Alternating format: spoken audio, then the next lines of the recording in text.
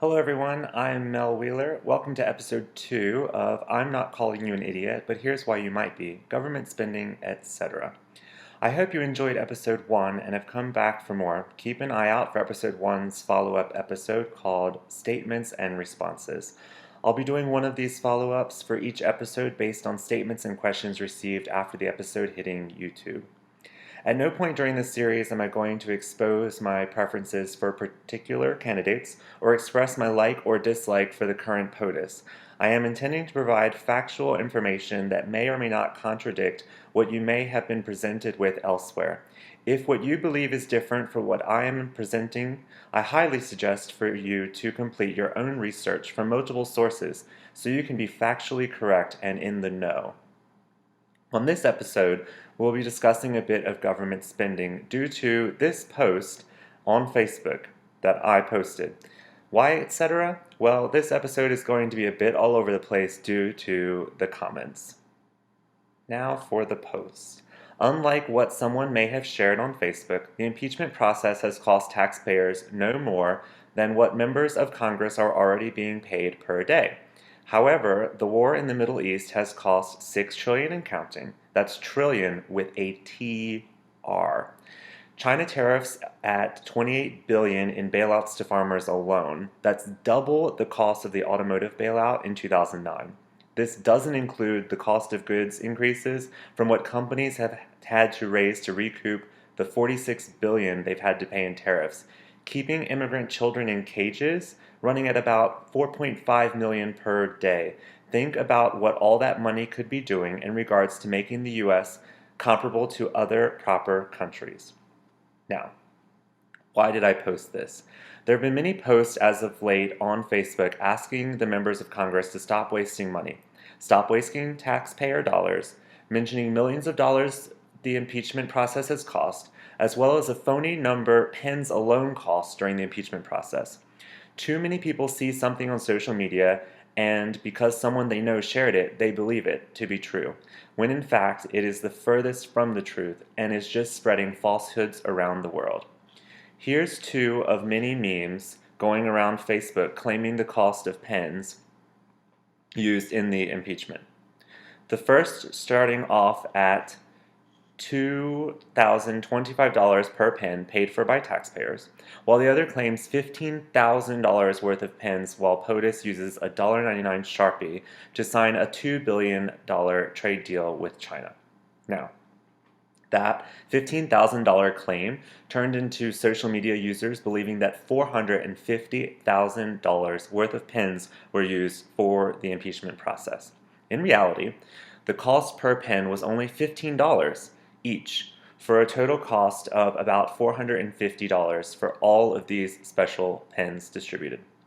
Now, let's talk about that $1.99 Sharpie. In fact, POTUS has switched from the standard pen used by the White House for executive orders, which normally run just over $100 each, to a custom order Sharpie. The Sharpies used by POTUS actually cost about $3 a piece. You can even order a pack of them from the Trump campaign shop if you'd like one for yourself. As you can see here, $15 for a pack of 5. Okay, we've talked the reasoning behind the post. Let's now go over the facts within the post. First statement. War in the Middle East at $6 trillion and counting. That's trillion with a TR.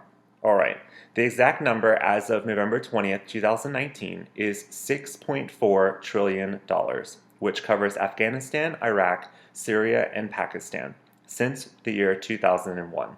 That is $2 trillion more than all federal government spending during the past completed fiscal year ending in September of 2019, with spending only at $4.4 trillion. Want to know another cost associated with these wars that I didn't mention in the post? 801,000 human lives and counting. Of that number, 335,000 of them were civilians, and an additional 21 million people have been displaced due to the violence. I have personally lost friends as a result of this and worry about many other friends every day. Now, statement 2. China tariffs at $28 billion in bailout to farmers alone. That's double the cost of the automotive bailout in 2009. This doesn't include cost of goods increases from what companies have had to raise to recoup the $46 billion they've had to pay in tariffs thus far. All right, the $28 billion in bailout money to farmers, that's a 64% increase in government payments to farmers from 2018 to 2019. For the positive, farm income is scheduled to be up 10% for the highest level since 2014. For the negative, farm bankruptcies are up 24% compared to the previous year. People lost their minds when the automotive industry was bailed out back in 2009 for only half the cost of the current farmer bailout, which is going under the radar. Many people do not know how many farm subsidies are given out every year, keeping the cost of farm-produced items low. The auto industry has bounced back, but the numbers just aren't showing the same currently for farms. Seems like the tariffs are doing more harm than the bailout can cover up at this point. Now, for the cost of companies, POTUS argued these tariffs are boosting manufacturing sector jobs in America. However, as of December, manufacturing has slumped to its lowest point in more than a decade. Only 46,000 net manufacturing jobs were added in 2019, which is an increase of less than 0.5%. Companies have paid $46 billion more to import goods and parts than they have previously. Some of this cost is aided by the company, but most of it is being passed along to us, the consumers. Since the beginning of the new tariffs imposed in 2018, the average household has paid out an average of $600 extra on the normal goods and services they would use. For some people, $600 over a 1.5-year period isn't a lot, but when we talk about the poverty level in America, for many families it is too much money. Now, statement 3. Keeping migrant children in cages at about $4.5 million per day. Now, all right, you may have heard these cages were built during the Obama administration, and that is correct. The facilities were converted back in 2014.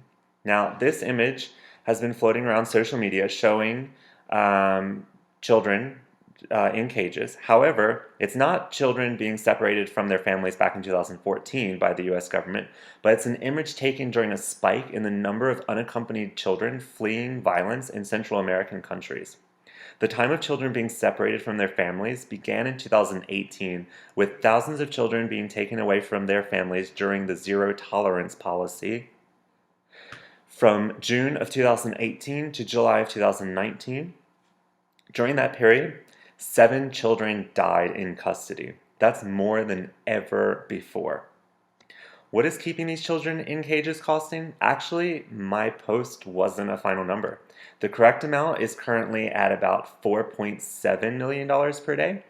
Each child costs $256 per day if they're in a permanent HHS facility, but if they are overcrowded, which, as you may know from watching the news, they are very overcrowded, so children must be kept in temporary shelters. These temporary shelters cost about $775 per night per child, and there are thousands of these children. Moving on to statement 4, think about what all that money could be doing in regards to making the US comparable to other proper countries. I was leaving this as an open statement for your imagination. Everyone has ideas as to what money could be used for to make America a better place. As a world traveler, I take thoughts while I'm visiting our allies in Europe and Scandinavia, giving me ideas as to what could or should be improved upon in America. In my opinion, we have a long way to go when it comes to caring for our veterans, our homeless, the education system in America, our crumbling infrastructure, and the joke of a healthcare system that we're still working on in this country. Now that we've gone over the meaning of the post, let's jump into the comments. Now, the first comment I received was, what countries are proper? Just asking. I felt best to respond with personal preference at the time, and going with allies of the US. I responded with Sweden, Denmark, Norway, the UK, France, Germany, and Switzerland, ...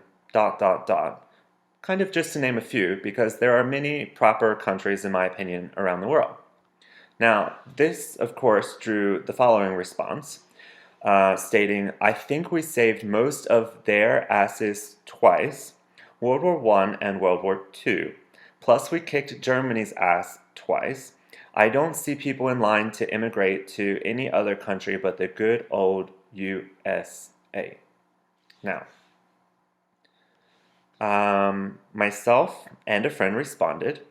I followed up with, none of those countries share a border with a country most people feel the need to flee from. Most of them also have allowed for asylum from horrible countries. None of them are spending over 4.5 million a day to keep children in cages. Now, a friend of mine followed up with, the US went in at the end after refusing to help. Yes, they were part of the winning team, but saying it was all the US is a slap in the face to the Anzacs and everyone else who fought in that war, way before the US. And I'm sorry, but the US is not the standard. There are loads of people trying to immigrate to Australia and Canada, to name a few. The reason there is an influx of people wanting to immigrate to the US, as you call it, is not necessarily just because the US is the greatest country, which is not, but because it is the most easily accessible to them in order to escape violence and crime. Yes, the US is a good country, but it is not the standard. Honestly, I couldn't have said it better myself. First, let's talk about the statement the US having saved most of them in World War II and World War I. World War I, in case you don't know, consisted of Germany, Austria-Hungary, Bulgaria, and the Ottoman Empire, versus Great Britain, France, Russia, Italy, Romania, Japan, and the US. This only mentions 3 of the countries I reference as proper countries, and 1 was against the other 2 at the time. Now, World War I started in 1914. During that time, the US remained neutral and continued commerce and shipping with both sides of the conflict. Unfortunately, Germany made this difficult due to submarine attacks on neutral ships in what were at the time considered neutral waters. The American public began feeling to be against Germany in 1915 after there were attacks on a passenger vessel resulting in deaths of American passengers. Now, not until 1917, Woodrow Wilson appeared before Congress and called for a declaration of war against Germany. Now, the additional troops and supplies put into the war by the US did significantly impact the result of World War I. However, the US did not join the war at request from allies or to end the war, but instead for their own retaliation against Germany for attacking passenger ships. So, alright, that's enough of that. Let's talk about World War II. In case you don't know as well, World War II actually consisted of 30 countries. And how did it start? Well, Germany and the Soviet Union signed a pact and decided to invade Poland in 1939. Why did this involve anyone else? Well, Great Britain and France had previously guaranteed military support to Poland in case of an attack. So 2 days after Germany attacked Poland, France and Britain declared war on Germany, which began World War II. So how does the US come into play? Well, first, in 1941, now 2 years after the start of the war, the US began sending aid to Britain under the Lend-Lease Act. Secondly, Japan decided to attack Pearl Harbor via air on December 7th, 1941. That's just over 2 years since the beginning of World War II. So, the US declared war on Japan the following day, December 8, 1941. The US did not declare war on other countries involved to become a part of World War II, but by declaring war on Japan, this caused Germany and other Axis powers to declare war on the US. Now, how did World War II end? Well, the war ended as a result of 2 atomic bombs being dropped on Japan by the US, and a surrender in Europe based off of the suicide of Adolf Hitler. Yes, the US aided in funding, but the US didn't participate until provoked.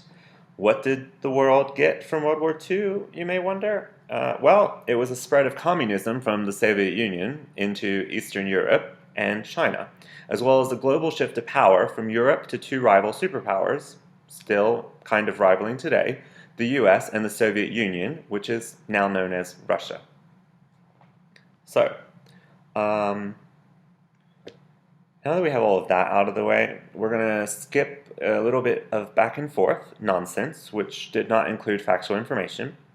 And the next comment comes from someone who, when you're reading it, may come across as educated on the subject matter. Here's what this person had decided to start with. Since 1948, America gives an average of $49 billion in foreign aid per year. You do the math. What proof you need? We talk about it all the time. You can tune into the House on a daily basis on Comcast and hear for yourself what's going on and where our tax dollars are going. Sweden, Denmark, Norway, France. LMAO. You haven't been keeping up, have you? France is currently overrun with refugees. Women being beaten and raped in the streets. Graffiti Eiffel Tower, Sweden, Denmark, Norway, socialism at its finest. And again, none of these countries are on the level of the United States. If you feel they are, I will buy a plane ticket for any of you to go there one way, and I have the funds to do this. It's a real offer. One condition: once you get there and you see their shitholes, you're not allowed to return. Real offer for any takers. Oh, by the way, United States provides aid to all countries listed by Mel, besides Switzerland. Where's our aid from foreign countries? Oh yeah, that's right. We don't get any, we just give, give, give. Oh yeah, because we're the most dominant country on earth. Wow. I don't know about you, but I felt my IQ dropping just reading that. So, obviously it's social media. I had to respond. So my first response, I was at the gym at the time and couldn't believe that I was dealing with this, but it's making for a good episode 2 for this YouTube series. So, again, back to the response. Just so you're aware, I'm in France every other week. It is still much safer than most cities in your so-called great country. Switzerland does in fact receive aid from the US, if you want to be 100% correct, as the US provides slight amounts of aid to more than 200 countries around the world. However, the US receives equal, if not more, of a financial return. People do not realize this because the output and inputs are not labeled the same. US foreign aid accounts for less than 1% of the yearly budget. That aid is not proportionally dispersed either. Most of it goes to the countries the US has destroyed or is currently in the process of destroying. Most of the other superpowered receive less than $100,000. That money is not aid per se, but a joint effort working for a better world to rid the world of many issues. Makes sense, right? So we're going to do a bit of back and forth on these comments with some interjections along the way. So following up, all right, for fiscal year 2019, U.S. foreign aid budget was actually only $39.2 billion, which was in fact less than 1% of the federal budget. How much do other countries provide, you might ask? Well, the international commitment of wealthy countries is to provide 0.7% of their GNP. In case you don't know, GNP is gross national product. So several countries exceed that commitment. Some honorable mentions that always exceed that commitment are Norway, Sweden, Luxembourg, Denmark, and the UK. However, the average for wealthy countries is actually only 0.4%. All of that being said, do you have any idea where the US is sitting on this commitment? Well, it's actually near the bottom. The US typically provides below 0.2% of our GNP. Now that we've discovered that Norway and Sweden and Denmark to be among the highest providers of their GNP in foreign aid, how much aid are they actually receiving for the US, and what is it for? We're going to start with Norway. So I'm going to be throwing a lot of information at you over the next few minutes. Bear with it. I'm proving a point. So since we're going to be talking since 2001, Norway has received aid from the US 6 times. In 2005, they received about $24,000 for economic growth. In 2009, they received less than I pay for fuel a month at only $172 for firearms and explosive identification and tracing course. In 2011, they received $54,000 for infrastructure. In 2012, they received just under $124,000 for governance and infrastructure. In 2013, they received about $110,000 for the same, and in 2015, they received about $6,500 for governance and combating terrorism. So let's move on to Sweden. Since 2001, they've received aid from the US 9 times. First in 2009 at only $1,000 for a firearms and explosives identification and tracing course. Then in 2010 it was about $374,000 for infrastructure and governance. Within that amount of $304,000 was nuclear material threat reduction and an FBI foreign biometric exchange assessment. Both of those took up the bulk of that $374,000. For 2011, they received $512,000 for nuclear material threat reduction.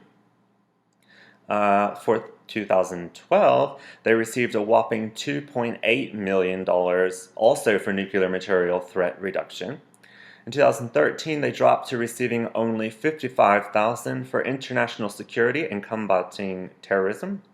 In 2014, it was $30,000 for economic growth, and $47,000 for 2015, which was used for Container Security Task Force targeting event complements of the U.S. Department of Energy. And in 2016, they received a whopping $1,269 for combating terrorism. Wow, that's a lot. What about Denmark? Well, 6 times since 2001. First markable is 2009, totaling $87,000 for DEA drug enforcement training course. Then in 2010, it was $142,000 for international security complements of the U.S. Department of Energy. For 2012, they received $43,000 for the same from the same department. In 2013, it was only $5,596 for combating terrorism. Then in 2016, even lower at $3,455 for meetings for National Reference Labs for Avian Influenza and Newcastle disease from the U.S. Department of Agriculture. And lastly, in 2019, they received $105,000 for U.S. Department of Energy Export Control Program. Well, so, in fact, he was correct. We give aid to all 3 of those countries. Small amounts, clearly. And it's in partnership with the U.S. on many things, as we've gone over. So, now, we had the argument on whether or not Switzerland receives aid from the U.S. So let's talk about what they have received since 2001. They've received aid 10 times since 2001. First, in 2006, totaling $250,000 for the Anti-Trafficking in Persons Project through International Organization for Migration, complements of the Department of State. Next, in 2008, they received an extremely high $844 for anti-crime programs. In 2010, they received only $41 for USAID fruit and vegetable programs, complements of the U.S. Department of Agriculture. On to 2011, they received $15,000 for the Combating Terrorism Fellowship Program, as seen with the other countries previously mentioned. In 2012, it was $5,736 for the same. Again in 2013 at $45,000, but also added international security within that number. The aid skyrocketed to $425,000 in 2014 for the U.S. Department of Energy, nuclear material threat reduction, back down to $94,000 in 2015 for a weapons of mass destruction commodity identification training course.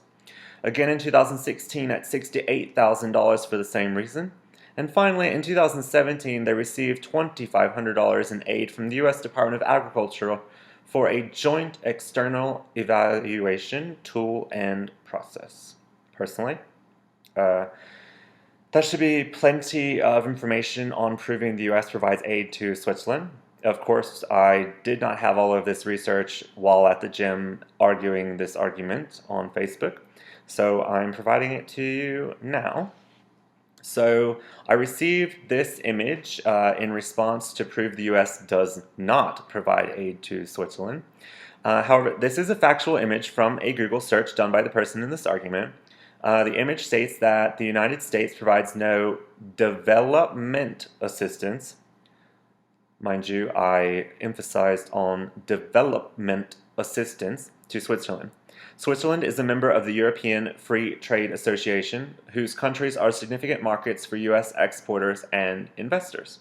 Now, as you may have discovered from the facts on the aid provided to Switzerland, there are many options of aid that it's listed under besides development assistance. This is why it is important to click into links when researching to get the full story on the subject matter. I, of course, responded with recommending to reread what Google stated and to research statements before making them. Now, let's talk about how many countries the U.S. provides some form of aid to. I previously stated that we provide aid to over 200 countries around the world, which was met with the following comment. We provide aid to more than 200 countries. We provide aid to more countries than there is in the world. I may be wrong, but the last I checked, there was 195 countries. Okay, well, I'll admit I misspoke by using the word countries. As of this year, there are 195 countries in the world. 193 are actually countries that are members of the United Nations. Then there are 2 other countries that are non-member observer states, making up 195 countries in the world. You probably have no idea which 2 those are. Honestly, I didn't until doing this research. In case you're interested, those 2 non-member observer states are the Holy See and the State of Palestine. Also, not included in the 195 countries in the world are Taiwan, which is represented by China, the Cook Islands, and Niue, both in association with New Zealand. Now, as well as many other countries and dependencies that are recognized but not fully self-governing, because to be recognized by as a country by the United Nations, they have to be self-governing of some way.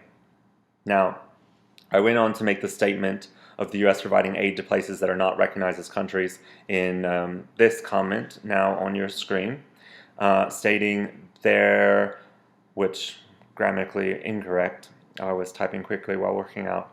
There are 195 fully recognized by the United Nations, however, there are more not considered sovereign states. Now, I didn't feel the need to explain what a sovereign state was on Facebook, but in case you don't know what a sovereign state is a political entity that is represented by one centralized government and has sovereignty over a geographic area. Now, this was met with, back on your screen, there you go, which we don't provide aid for, nor do we provide aid for all 195 countries.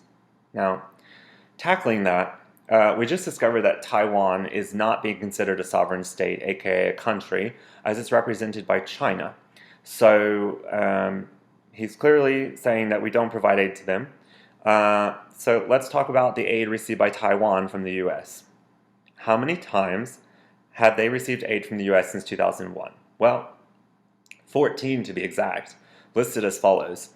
In 2001, it was $107,000 for various things from pharmaceutical opportunities to disaster response and emissions reduction.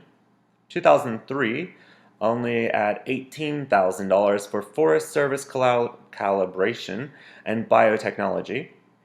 2005, it was up to $1.2 million for health and population assistance.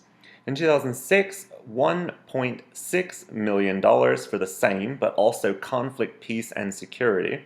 2007, it went up for a whopping $43 million for the handling of nuclear materials.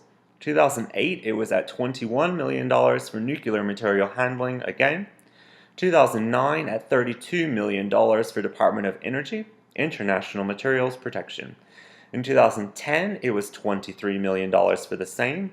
2011 down to $7.2 million also for the same. 2012 at $2.2 million for nuclear material protection. 2013 it was $2.5 million for the same. In 2014 it was $1.1 million for international material protection this time. 2016 at $700,000 for emergency response after the earthquake of 2016. And lastly, $200,000 for each of 2018 and 2019 for disaster preparedness. Wow. That's a lot of money if you add it up, especially for a place not recognized as being a country. But, I guess I kind of forgot that we don't provide aid to places which are not countries. You may also think back to some of those numbers, hearing a $43 million number, a $32 million number, and the average is just over $49 million per year for the foreign aid budget, and last year it was only $39 million something, as mentioned previously. Just because the U.S. budgets something doesn't mean that they don't pull money from departments to send money where it needs to be, which is why, obviously, in those years with those high numbers, we went well over budget. Let's switch over to crime for a moment. It was mentioned earlier that France is currently overrun with refugees. Women being beaten and raped in the streets. From my personal experience, I'm in France almost every other week for work. I've seen none of this, and will only occasionally see a protest or something of the sort on the news while I'm in France. Obviously, I'm not going to see everything. But from researching, I discovered the last refugee tent camp has been cleared, moving 427 people to shelters as part of a place to take migrants off the streets movement. And France is one of the main asylum host countries with around 400,000 refugees currently. This is compared to 1.4 million refugees in Germany and around 300,000 in Sweden. The only beating and rape I can seem to come across may have occurred on December 1st of 2018 during the riots in Paris, which was caused and committed by a member of the Yellow Vests. Just so you know, the Yellow Vests is not a refugee group. It was formed by rural citizens to help reduce cost on normal goods such as fuel, petroleum. So I'm not really sure where the connection is there. I think this is another reason why I'm doing this series, where we see something on social media or on the news and don't do any research. We just hear bits and pieces and our brains sit together assuming something, and we share it, and now everyone starts to believe it, and it's not okay. So, sticking with the rape, for France, the statistic is 1 in 10 women have been raped. Any idea what it is for the state of Maryland alone? It's a staggering 1 in 5 have been raped at some point in their life. Obviously, Maryland is a lot smaller than France, but it's a staggering number that 1 in 5 women in the state of Maryland have had to experience rape at some point in their life. So let's finally talk about socialism. Well, first, what is socialism? Per Merriam-Webster, socialism is any of various economic and political theories advocating for collective or governmental ownership and administration of the means of production and distribution of goods. It's a system of society or group of living in which there is no private property. It's a system or condition of society in which the means of production are owned and controlled by the state. Previously, an individual mentioned that Norway, Sweden, and Denmark as being socialism at its finest. Well, let's first talk about what countries are specifically socialist countries. You may be surprised, but Laos, China, Cuba, and Vietnam are actually socialist countries. Many of them are thought to be communist, but this is difficult to define due to the broad terms and economic theory. Since I didn't mention Norway, Sweden, and Denmark, what are they? Well, they're democratic socialist states. So what the heck does that even mean? Well, this means that production and wealth are collectively owned, but the country has a democratic system of government. The goal is to achieve socialist goals of equality while opposing socialist ideologies. These people believe the government should provide a range of basic services to the public for free or at a significant discount, such as healthcare and education. Unlike socialists, democratic socialists do not believe the government should control all aspects, only to help provide basic needs and help all of its citizens have an equal chance at success. So, who else is a democratic socialist, you may want to know? Um, so here's a few that you may recognize the names of. Brazil, Finland, Germany, France, Iceland, Greenland, Italy, Luxembourg, the Netherlands, Peru, Portugal, Turkey, the UK, and Venezuela, just to name a few. Doesn't sound like too bad of an option now, does it? All those countries seem to be doing fairly well when you take all points into account. So, popping up on your screen now are several responses that I received in regards to why this person doesn't need to do further research. As you may have discovered from me already, I feel that everyone needs to do research before talking off about something. Because honestly, you don't know everything. Nobody knows everything. Honestly, I really didn't know much about what I was talking about for today's episode before doing all of the research. Well, now that you've been seeing all of those pop up on your screen, pretentious much? Well, it's enough of that. I'll be honest and admit that I said something I shouldn't have that maybe triggered him further, but I couldn't help myself. I did decide it wasn't great behavior, so I removed it immediately.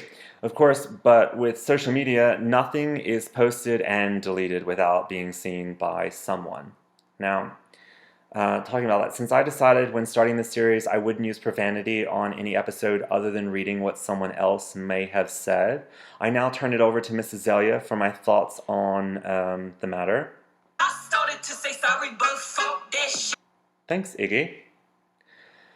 Well, thanks everyone for watching. And any idea what episode 3 is going to be about? Well, there were a few comments I skipped over from this Facebook post. That being said, we will be discussing the process of leaving the US as a US citizen and what it takes to get into great countries around the world.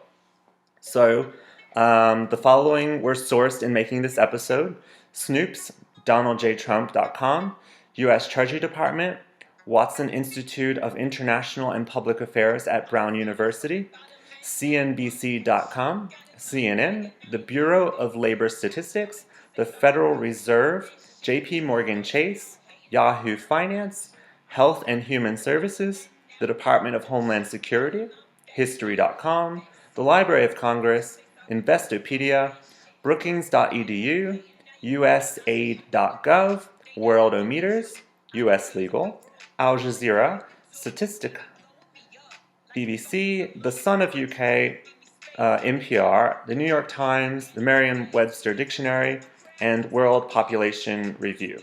Now, if you like this episode, be sure to hit that like button, give me a thumbs up. Make sure you also give a share explaining why you liked it. If you didn't like this episode, make sure to give it a thumbs down, but also a share explaining what you didn't like or what you disagreed with. Also, don't forget to hit that big red subscribe button to see future episodes and follow-ups. Bye!